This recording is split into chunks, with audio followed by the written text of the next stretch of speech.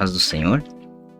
Nesse vídeo eu gostaria de falar de um assunto bastante polêmico, sobre provar os espíritos. O que a Bíblia diz a respeito disso? A gente sabe que a gente tem uma referência lá em João, né? Mas a gente já vi até mesmo compartilhamentos Facebook, YouTube, sobre o tal espírito de Jezabel. E a gente aprende que existe muita divergência, então, no meio evangélico acerca desse assunto. E é sobre isso que eu gostaria de tratar. Gostaria de dizer que o que me levou a pensar acerca disso e a tratar esse assunto foram dois fatores bem interessantes. O primeiro fator foi algumas pregações que eu vi presencialmente, infelizmente tive esse desprazer, acerca da salvação pelas obras e acerca de um evangelho baseado em sentimentos. Em um curto período de tempo eu escutei duas mensagens desta natureza e as duas eram bem antagônicas, né? Uma se baseava em sentimentos e a outra então em salvação pelas obras. E isso me levou a pensar mais no assunto, a estudar um pouquinho mais a Bíblia, me levou também a ler alguns livros, né? Então, primeiramente, eu vou fazer algumas indicações de livros que eu li e me levaram a pensar nessa mensagem a qual eu vou expor para vocês aqui, né? E eu gostaria que você me acompanhasse lá. O primeiro livro é O Cristianismo Sem Cristo. Esse livro aqui é muito profundo, o evangelho alternativo da igreja atual. E eu vou te falar que eu aprendi bastante com esse livro. Teve uma parte que eu tive que parar de ler e orar a Deus e até mesmo pedir perdão por algumas coisas que a gente acaba aprendendo errado e fazendo errado também, porque aprendemos errado. E infelizmente, como nós vivemos em sociedade, a gente tem a influência da sociedade na gente. Esses tempos atrás até achei engraçado, eu entrei num debate dentro de um grupo lá e o indivíduo ele estava prometendo às pessoas um evangelho sem a influência de igreja alguma. E eu discordei totalmente dele, porque o ser humano, como um ser social, ele não consegue viver sem influência de alguém ou da sociedade em que vive. Então é impossível você ter um evangelho que não sofra a influência de alguém. Obviamente que existem boas influências e más influências. E esse livro ele é excelente acerca deste assunto. Li também esse livro de Jonathan Edwards, A Verdadeira Obra do Espírito, Sinais de Autenticidade, muito profundo, e vai tratar acerca desta leitura que nós vamos fazer de 1 João, capítulo de número 4, e também John MacArthur, A Guerra pela Verdade, baseado em Judas, falando acerca de falsos mestres. A gente vai fazer uma primeira leitura lá em Mateus, capítulo de número 12, versículos 24, 31 e 32, que diz assim, mas os fariseus, ouvindo isso, diziam: Este não expulsa os demônios, senão por Beelzebul, príncipe dos demônios. Jesus, porém, conhecendo seus pensamentos, disse-lhes: Todo reino dividido contra si mesmo é devastado, e toda cidade ou casa dividida contra si mesma não subsistirá. E se Satanás expulsa Satanás, está dividido contra si mesmo. Como subsistirá, pois, o seu reino? E se eu expulso os demônios por Beelzebul, por que expulsam vossos filhos? Portanto, eles mesmos serão os vossos juízes. Mas se eu expulso os demônios pelo Espírito de Deus, logo é chegado a vós o reino dos céus. Versículos 31 e 32 diz bem assim, portanto eu vos digo, todo pecado e blasfêmia se perdoará aos homens, mas a blasfêmia contra o Espírito Santo não será perdoada aos homens.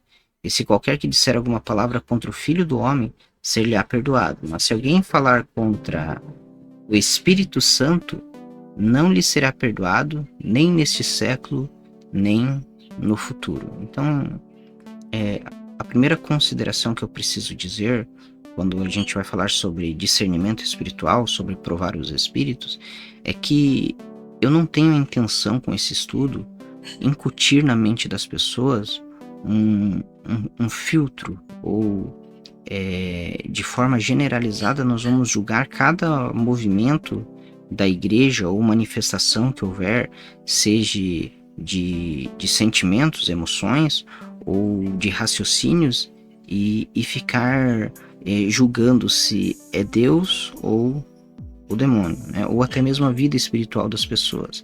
A gente precisa ter consciência de que quando a gente está falando em termo congregacional, em igreja, existem pessoas de todas as formas dentro da igreja. Existem pessoas que são excelentes exemplos, são pessoas santas, tementes a Deus e seguidoras do Evangelho. E existem outras pessoas que não são. A Bíblia fala sobre o trigo e o joio e que não tem como separar o trigo do joio. Então entenda que, por mais que a gente vai falar acerca do discernimento espiritual, esse discernimento espiritual não me dá o direito de ficar julgando cada passo ou cada centímetro do cristianismo das pessoas que estão ao meu redor com a intenção de de estabelecer uma lei. A gente vê isso na época de Jesus Cristo. Os doutores da lei, eles não aceitaram Jesus Cristo simplesmente porque Jesus não vinha no padrão que eles esperavam. E a gente precisa cuidar, porque às vezes Deus pode agir de uma forma, e se eu tenho um preconceito da forma com que Deus age, eu posso desconsiderar as atitudes ou a glória de Deus, né? A gente tem um exemplo de quando Jesus Cristo foi à casa de Simão, um fariseu, e chegando lá, o fariseu não lavou os pés de Jesus, não ungiu a sua cabeça, não deu ósculo santo, deu uma hospedagem meia boca para Jesus, né? E nessa mesma casa, uma mulher pecadora, que se dá a entender sim que era uma prostituta pelo contexto da situação. Não sabemos se ela já havia se encontrado com Jesus antes ou se aquele ali era o primeiro encontro dela com Jesus, mas o que entendemos é que aquela mulher entendeu que Jesus perdoava pecados e que ela estava grata a Jesus porque Jesus poderia mudar a sua vida. E isso aconteceu. A Bíblia diz que essa mulher saiu de lá perdoada e saiu de lá grata ao Senhor, né? Mas o interessante é o fariseu, as pessoas que estavam ali, a qual o seu preconceito era, se Jesus soubesse quem é essa mulher, se ele fosse profeta, ele saberia quem é essa mulher.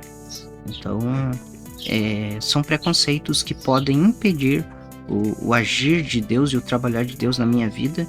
As outras pessoas vão ser abençoadas, tal qual essa mulher foi abençoada na casa de Simão, mas o próprio proprietário da casa não foi abençoado porque tinha preconceitos acerca de como Deus agia e o que Deus poderia fazer.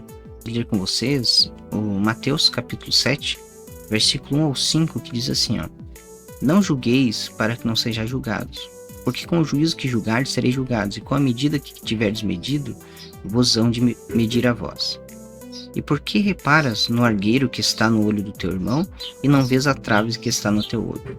Ou como dirás a teu irmão, deixa-me tirar o argueiro do teu olho, estando uma trave no teu? Hipócrita, tira primeiro a trave do teu olho, e então cuidarás de tirar o argueiro do olho do teu irmão. Então veja bem que Jesus aqui, ele também nos fala acerca de julgamento das pessoas. A gente não está na igreja com a intenção de ficar julgando cada passo dos irmãos e procurando. Isso é um problema muito sério quando se procura pecado na vida dos outros, né? Uns detetives espirituais por aí que ficam vigiando os irmãos, tentando achar um pecado na vida dos irmãos para acusar os irmãos. Isso não é bíblico, não é saudável e não tem nada de espiritual nisso. Então eu gostaria de deixar esses pontos para vocês, que a gente precisa cuidar com o julgamento das obras que Deus faz na igreja, por questão da blasfêmia contra o Espírito Santo, e a gente precisa cuidar com o julgamento que a gente faz dos irmãos, porque a Bíblia diz que nós não devemos julgar os nossos irmãos, nós devemos cuidar das nossas vidas. Tira a trave do teu olho. Então, todo o discernimento espiritual que precisamos ter está envolvido com a nossa vida espiritual e com a comunidade em que vivemos. Obviamente, se você exerce liderança dentro da tua comunidade, dentro da tua igreja, você precisa cuidar também da questão doutrinária dessa igreja, porque é responsabilidade sua. Existe até uma leitura muito interessante que se encontra lá em 2 João, que a gente pode usar aqui, que diz assim, ó. Então nós temos uma leitura bastante importante acerca disso. Isso aqui está relacionado à liderança da igreja, né? Que diz assim, ó: porque já muitos enganadores entraram no mundo, os quais não confessam que Jesus Cristo veio em carne. Este tal é o enganador e o anticristo. Olhar por vós mesmos para que não percamos o que temos ganho, antes recebamos o inteiro galardão. Todo aquele que prevarica e não persevera na doutrina de Cristo não tem Deus. Quem persevera na doutrina de Cristo, esse tem tanto o Pai como o Filho. Se alguém vem ter convosco e não traz esta doutrina, não o recebais em casa, nem tampouco o saudeis. Então a gente tem que ter um cuidado, sim, com quem toma a direção dos nossos cultos e com o que se é falado nos nossos cultos. Então veja bem aqui que quem não confessa Jesus Cristo veio em carne, isto é, nega a natureza divina e a natureza humana de Jesus Cristo, essa pessoa está sendo um espírito ruim, um espírito enganador. Então temos que ter este cuidado. Agora isso foi apenas a nível de introdução, para que você pense com temor acerca disso que eu vou falar, porque não é nosso intuito trazer confusão, muito pelo contrário, nosso intuito é trazer esclarecimento e preparar você para ser uma bênção na igreja onde você congrega, e também preparar você para não cair em problemas doutrinários aí, que podem até te fazer perder a salvação, dependendo dessa questão, do que for o assunto. Então vamos lá. Vamos ler 1 João, capítulo de número 4, que diz assim: Amados, não criais a todo espírito, mas provai se os espíritos são de Deus, porque já muitos falsos profetas se têm levantado no mundo. Nisto conhecereis o Espírito de Deus. Todo espírito que confessa que Jesus Cristo veio em carne é de Deus. E todo espírito que não confessa que Jesus Cristo veio em carne não é de Deus. Mas este é o espírito do anticristo, do qual já ouvistes que há de vir, e eis que já agora está no mundo. Filhinhos, sois de Deus e já o tendes vencidos, porque maior é o que está em vós do que o está no mundo.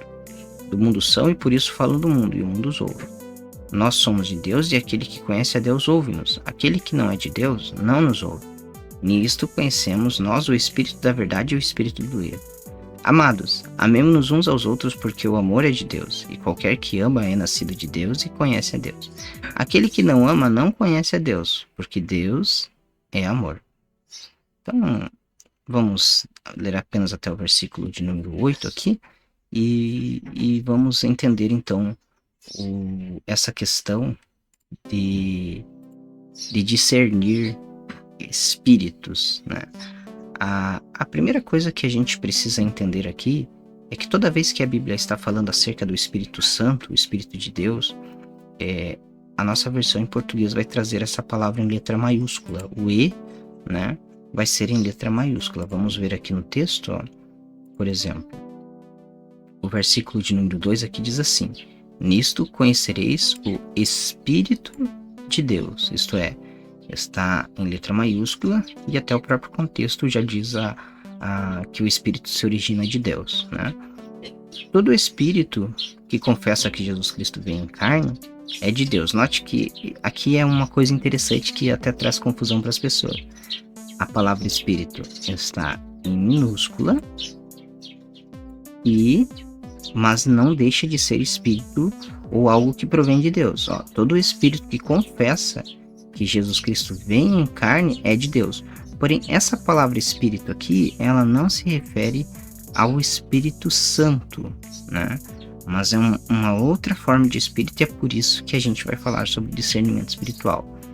E todo Espírito, letra minúscula, que não confessa que Jesus Cristo vem em carne, não é de Deus, mas este é o espírito do anticristo, do qual já ouvistes que há de vir, e eis que agora está no mundo. Então, aí a gente já tem uma questão de uma regrinha gramatical, né? Letra maiúscula, Espírito Santo. Letra minúscula, Espírito de outras procedências, que é o que a gente vai ver aqui, né? Então, vamos analisar a Bíblia aqui para a gente poder entender essa questão. Nós vamos fazer uma outra leitura agora, que está lá no Evangelho de Lucas, no capítulo 24, o versículo de número 37, que diz assim, Lucas 24, 37 diz: E eles, espantados e atemorizados, pensavam que viam algum espírito. Lucas capítulo 24, finalzinho dos evangelhos, Jesus ressurreto e eles acreditando em fantasmas, né? Uma questão que a Bíblia não nos demonstra, que existe espíritos humanos incorpóreos andando e rondando a terra, né? Mas eles ainda acreditavam em fantasmas, não só nesse evento, mas quando Jesus Cristo vem andando sobre as águas também, eles se atemorizaram e disseram, é um fantasma. Então, a palavra espírito, ela tem esse significado, né, de fantasma também, de um ser desencarnado, né? E aqui os discípulos então estavam pensando num fantasma. Quando a gente vai fazer uma leitura agora, 2 Coríntios 12, 18 diz assim: Roguei a Tito e enviei com ele um irmão.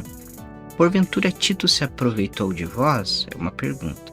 Não andamos, porventura, no mesmo espírito, sobre as mesmas pisadas? E você vai perceber aqui que a palavra espírito está em minúsculo, não se referindo então ao Espírito Santo. Você vai ver aqui, por exemplo, o versículo de número 17 diz assim, Porventura aproveitei-me de vós por algum daqueles que vos enviei? Roguei a Tito e enviei com ele um irmão. Porventura Tito se aproveitou de vós? Quer dizer, nem Tito, nem Paulo, nem os irmãos que eram seus cooperadores se aproveitavam das pessoas.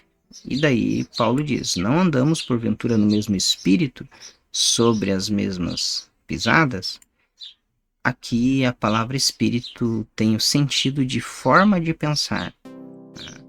Paulo e Tito tinham o mesmo pensamento, em não se aproveitar dos irmãos, né? Nós vemos também Números, o livro de Números, no capítulo de número 14, o versículo de número 24, que diz assim, porém, o meu servo Caleb, porquanto nele houve outro espírito, minúscula, né? E perseverou em seguir-me, eu o levarei à terra em que entrou, e a sua descendência a possuirá em herança. Aqui também, neste contexto, né? Vocês sabem que Caleb, ele foi um dos espias enviado a Canaã, e 12 dos espias voltaram com um relatório muito desanimador, dizendo que lá haviam gigantes e houve uma revolta entre o povo lá e queriam apedrejar Moisés, e os únicos que pensaram diferente ou tiveram uma visão diferente dos acontecimentos foi Josué e Caleb, né? E aqui Deus, falando acerca de Caleb, diz, em Caleb houve um outro espírito, isto é, uma outra forma de pensar, né? E nós temos também 2 Reis, capítulo 2, versículo 9, que vai dizer o seguinte. Vamos achar lá, 2 Reis, capítulo de número 2, o versículo de número 9, que diz: E sucedeu que, havendo eles passado, Elias disse a Eliseu: Pede-me o que queres que te faça, antes que seja tomado de ti. E disse Eliseu: Eu peço que haja porção dobrada de teu teu espírito em minúsculo sobre mim. Então veja bem, haja porção dobrada de teu, isso é espírito de Elias.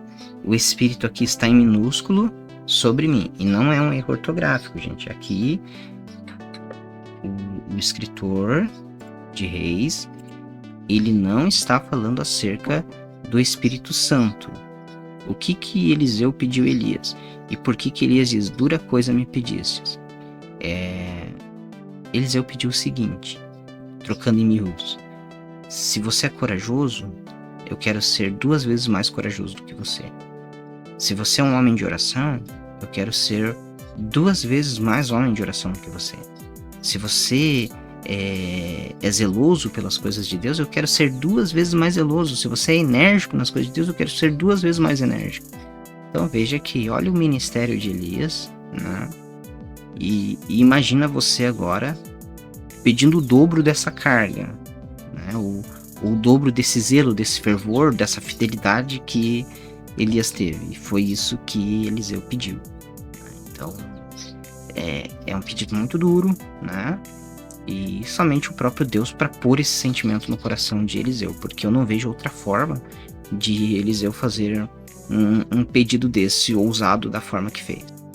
Quando você vai estudar na teologia acerca da pessoa e obra do Espírito Santo, você vai ver que no Antigo Testamento não havia ninguém onde o Espírito Santo residia dentro dessa pessoa. Isso só foi possível após a morte de Jesus Cristo no Calvário, o seu sacrifício perfeito que nos possibilitou a ser templo do Espírito Santo, tal qual Paulo fala em Corinto. Antes disso era impossível.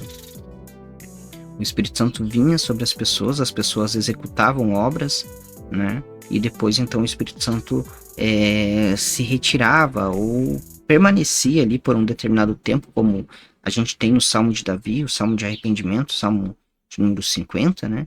Onde Davi fala, não retires de mim o teu Espírito, é porque Davi tinha uma comunhão tão intensa com Deus, que o Espírito Santo pairava sobre Davi com certa constância a mais do que em outras pessoas, mas não habitava dentro de Davi também.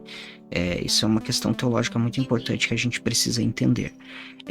Apocalipse, capítulo de número 2 agora, versículo de número 20, vai falar sobre o espírito de Jezabel, se é que fala, né?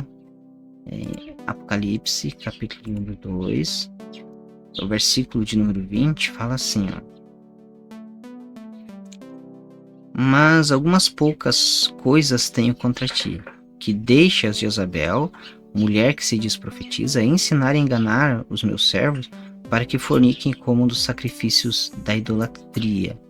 A NVI, no entanto, contra você tenho isto: você tolera Jezabel, aquela mulher que se diz profetiza. Com os seus ensinos, ela induz os seus servos à imoralidade sexual e a comerem alimento sacrificado aos ídolos. Note que a Bíblia aqui não fala de forma alguma em espírito, mas sim em Jezabel, né?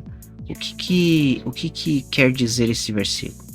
Que existia lá nesta igreja uma profetisa que tinha essas características aqui, ó. Ensinar, que se desprofetiza, ensinar a enganar os meus servos, para que forniquem e comam dos sacrifícios da idolatria, semelhante a Jezabel que nós temos lá no livro de Reis, no Antigo Testamento. O que tem aqui é uma figura de linguagem. Jesus compara essa profetisa com Jezabel, mas não é um espírito demoníaco que se chama Jezabel. E esse espírito então possui algumas mulheres e essas mulheres são levadas a práticas sexuais ou idólatras. Não existe isso dentro da Bíblia e quando a gente fala em espírito de Jezabel, estamos desrespeitando totalmente este versículo aqui. Então, só para termos de considerações, vamos aqui parar de usar esse termo espírito de Jezabel, porque não existe dentro da Bíblia. Assim como você vai ver em outras partes aqui no livro de Apocalipse, que se fala de Balaão, mas ninguém fala em espírito de Balaão, né? mas sim na doutrina de Balaão. Da mesma forma, esta mulher, ela procedia conforme a Jezabel do Antigo Testamento, então por isso ela foi chamada de forma simbólica de Jezabel, para que as pessoas que estavam escutando a profecia entendessem e associassem como era ruim as atitudes dessa mulher dentro desta igreja. Então podemos definir, e eu vou encerrar por aqui, e vamos deixar o assunto sobre o discernimento de espírito para uma outra hora, porque eu acredito que já deu algum tempinho estendido de vídeo já. Vamos só fazer algumas conclusões então. Quando a palavra diz discernir espíritos, ali nessa leitura que fizemos de 1 João, capítulo de número 4, não está se referindo a espíritos demoníacos, né? Um discernimento espiritual e sobrenatural. O que a Bíblia ali está dizendo é sobre discernir formas de pensamento, isto é, doutrinas, porque você pode ver até no próprio contexto, quando a gente volta lá para 1 João, deixa eu ver aqui, acho que está aberto aqui, né? E todo espírito que não confessa que Jesus Cristo veio em carne, ou confessar que Jesus Cristo veio em carne, ou a encarnação de Cristo, Deus se fez carne, se fez homem, é uma doutrina bíblica. Então, o espírito aqui é uma doutrina, é uma forma de pensamento, é formas de ensinamentos que estão sendo apresentadas para as pessoas, né? Até o próprio versículo de número 1 também nos dá esse contexto. Amados, não criais a todo espírito, mas provai se os espíritos são de Deus, porque já muitos falsos profetas se têm levantado no mundo. Então a gente tem que escutar o que essas pessoas estão dizendo e provar se o que elas estão falando provém de Deus ou não provém de Deus. E qual é a forma? Para concluirmos, depois a gente vai entrar em mais detalhes, né?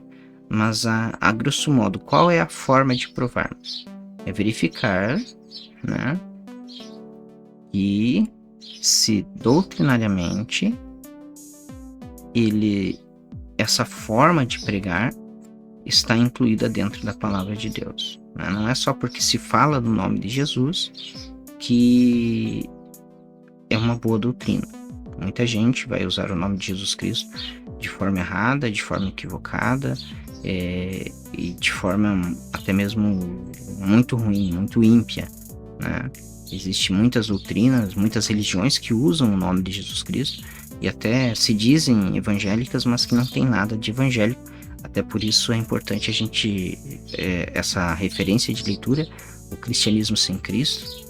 Você vai aprender muita coisa boa ali, né? Também existe um livro que se chama Com Vergonha do Evangelho, de John MacArthur. Eu não pus lá no início, mas eu posso recomendar para você aqui, que vai falar sobre os nossos tempos atuais, né? Sobre o pós-modernismo. É muito interessante a gente ouvir acerca disso. Então eu quero que Deus te abençoe, você que me acompanhou até aqui, né? Eu sei que eu falei bem pausado e foi a minha intenção mesmo, porque eu gostaria que você entendesse essa questão aqui. E no próximo vídeo a gente vai tratar acerca do que é discernir espírito de forma mais clara, né? Mas eu só gostaria que você colocasse isso como conclusão, que o que João está dizendo é discernimento de doutrina, né? Que de formas de pensamento, de ideologias. Então eu gostaria que você entendesse essa questão. O Senhor te abençoe e te guarde e te dê a paz.